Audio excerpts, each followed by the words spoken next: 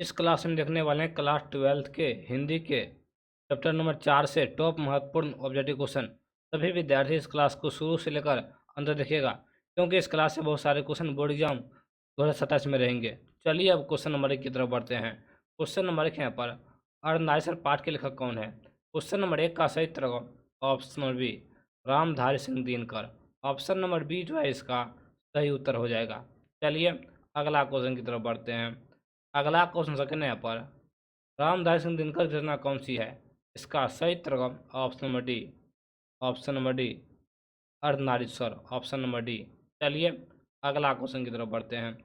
अगला क्वेश्चन 3 है यहाँ पर दिनकर जी का जन्म बिहार के किस जिले में हुआ था? इसका सही उत्तर option number B Begusarai. Option number B Begusarai. चलिए अगला क्वेश्चन की तरफ बढ़ते हैं। अगला क्वेश्चन 4 है यहाँ पर अर्धनारीश्वर में किस गुण का समन्वय है? क्वेश्चन नंबर 4 का सही उत्तर ऑप्शन नंबर सी नारी और पुरुष दोनों के। Option number C. चलिए अगला क्वेश्चन की तरफ बढ़ते हैं। अगला क्वेश्चन 5 है यहाँ पर दिनकर जी की पहली काव्य पुस्तक कौन सी है? इसका सही उत्तर option D Pranbhang. Option number D. चलिए अगला क्वेश्चन की तरफ बढ़ते हैं। अगला क्वेश्चन यहाँ पर दिनकर जी की पहली कविता किस पत्रिका में प्रकाशित हुई? इसका सही उत्तर छात्र सहोदर। Option number A. चलिए अगला क्वेश्चन की तरफ बढ़ते हैं। अगला क्वेश्चन 7 है यहाँ पर दिनकर जी की पहली कविता कब प्रकाशित हुई? इसका सही उत्तर ऑप्शन बी 1925 में। Option number B. चलिए अगला क्वेश्चन की तरफ बढ़ते हैं। अगला क्वेश्चन 8 है यहाँ पर दिनकर जी के अनुसार यदि पति विचार है तो पत्नी क्या है? इसका सही उत्तर ऑप्शन नंबर सी भावना। चलिए अगला क्वेश्चन की तरफ बढ़ते हैं। अगला क्वेश्चन 9 है यहाँ पर बुद्ध और महावीर ने नारियों को कौन सा अधिकार दिया है? इसका सही उत्तर भिक्षुणी होने का। Option number B. चलिए अगला क्वेश्चन की तरफ बढ़ते हैं। अगला क्वेश्चन 10 है यहाँ पर तो जब नारी के गुण लेता है तब वह देवता बन जाता है, किंतु नारी जब नर के गुण सीखती है तब वह राक्षस हो जाती है। यह कथन है प्रेमचंद का। ऑप्शन नंबर ए इसका राइट आंसर हो जाएगा। चलिए अगला क्वेश्चन की तरफ बढ़ते हैं।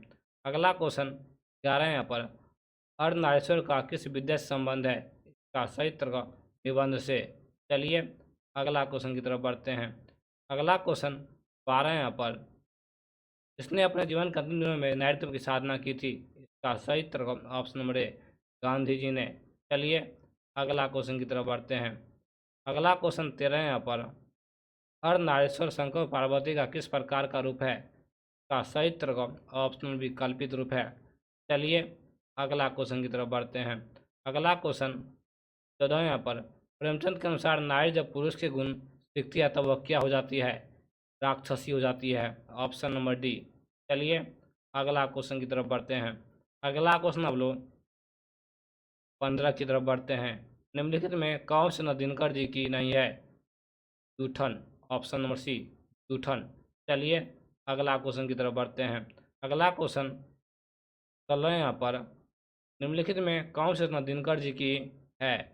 इसका सही उत्तर परशुराम की प्रतीक्षा। Option number B. चलिए अगला क्वेश्चन की तरफ बढ़ते हैं। अगला क्वेश्चन 17 यहाँ पर दिनकर जी को किस कृति पर भारतीय गणतंत्र पुरस्कार प्राप्त हुआ?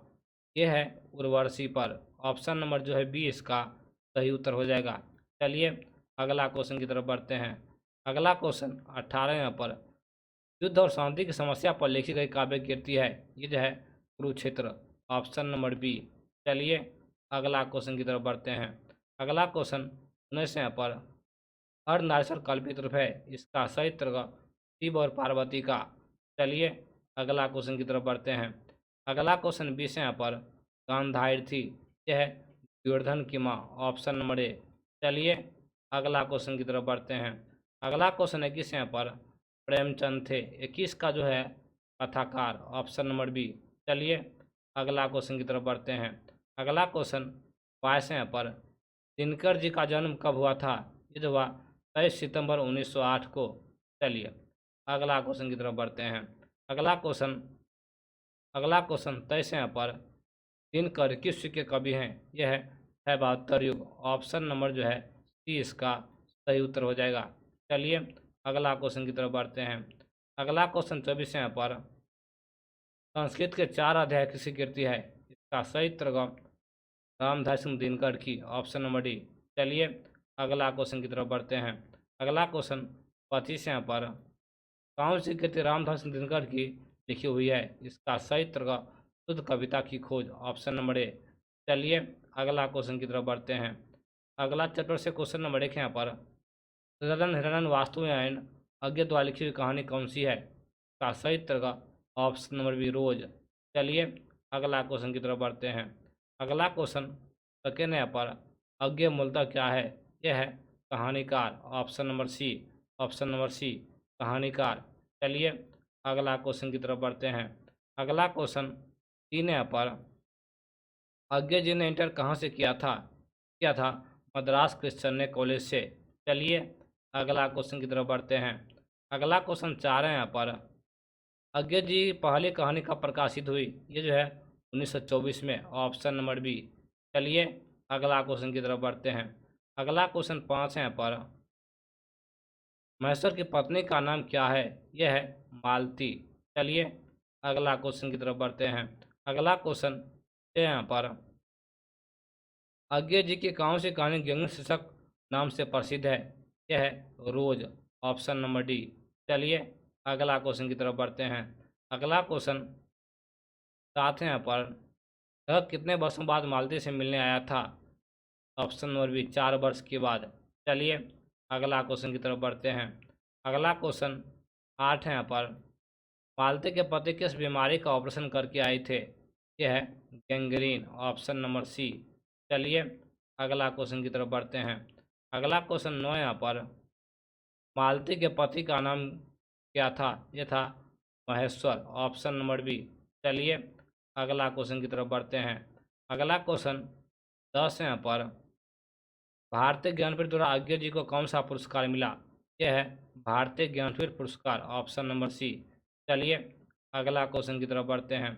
अगला क्वेश्चन 11 यहाँ पर अज्ञे जी ने घर में किस हस्तलिखित पत्रिका का संपादन किया? यह है आनंदवधु, ऑप्शन नंबर बी। चलिए अगला क्वेश्चन की तरफ बढ़ते हैं।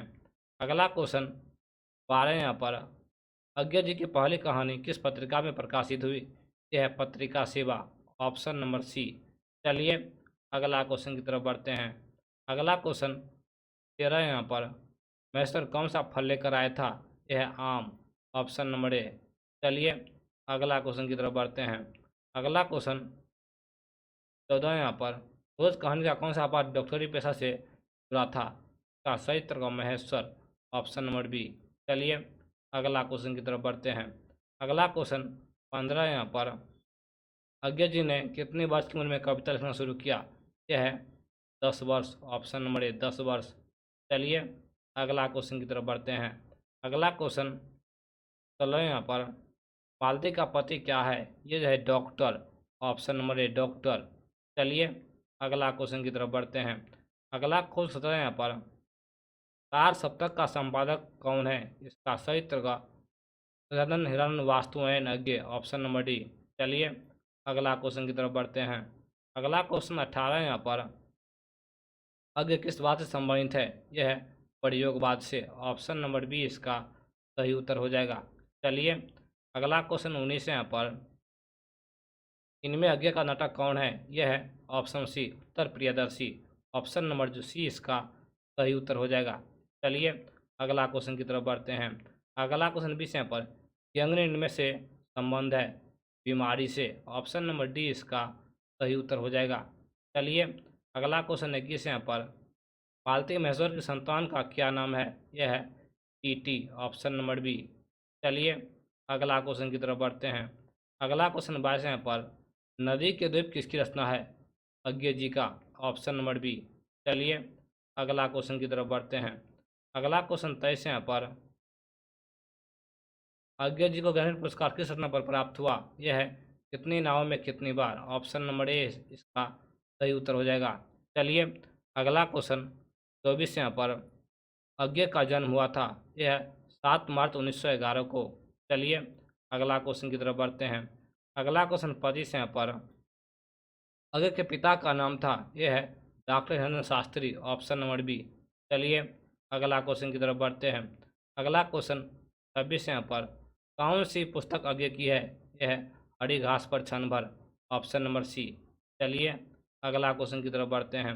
अगला क्वेश्चन 27 यहाँ पर कौन सी रचना आगे की नहीं है? सीरीज, ये जो है आगे की रचना नहीं है। चलिए अगला क्वेश्चन की तरफ बढ़ते हैं। अगला क्वेश्चन 28 यहाँ पर रोज कहानी की नायिका है? यह है मालती, ऑप्शन नंबर बी। चलिए अगला क्वेश्चन की तरफ बढ़ते हैं। अगला क्वेश्चन 29 यहाँ पर रोज कहानी में अतिथि बनकर आया था मालती के दूर के रिश्ते का भाई, ऑप्शन नंबर सी। चलिए अगला क्वेश्चन की तरफ बढ़ते हैं। अगला क्वेश्चन 30 यहाँ पर रोज कहानी घंटे के किस खरगोश के साथ समाप्त होती है? 11, ऑप्शन नंबर डी। चलिए अगला क्वेश्चन की तरफ बढ़ते हैं। अगला क्वेश्चन 31 यहाँ पर कौन सी कृति आगे की नहीं है? इसका सही उत्तर का पल्लव, पल्लव। चलिए अगला क्वेश्चन की तरफ बढ़ते हैं। अगला क्वेश्चन 32 यहाँ पर कौन सी कृति आगे की है? यह है नदी के द्वीप। चलिए अगला क्वेश्चन की तरफ बढ़ते हैं। अगला क्वेश्चन 33 यहाँ पर रोज इनमें से क्या है? यह है ऑप्शन बी कहानी है। चलिए अगला क्वेश्चन की तरफ बढ़ते हैं।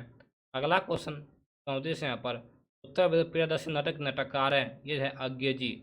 चलिए अगला क्वेश्चन की तरफ बढ़ते हैं। अगला क्वेश्चन 35 यहाँ पर शेखर एक जीवनी किस विधा की कीर्ति है? यह है उपन्यास है, उपन्यास है। चलिए अगला क्वेश्चन की तरफ बढ़ते हैं। अगला क्वेश्चन 36 यहाँ पर अज्ञे की माँ का नाम था? यह है बेंती देवी, ऑप्शन नंबर बी। चलिए अगला क्वेश्चन की तरफ बढ़ते हैं। अगला क्वेश्चन 37 यहाँ पर रोज कहानी की नायिका है? यह मालती। चलिए अगला क्वेश्चन की तरफ बढ़ते हैं। अगला क्वेश्चन 38 यहाँ पर रोज कहानी के लेखक कौन है? यह है अज्ञे जी। चलिए अगला क्वेश्चन की तरफ बढ़ते हैं। ये देखेंगे कल के वीडियो में। चलिए क्लास इन करते हैं।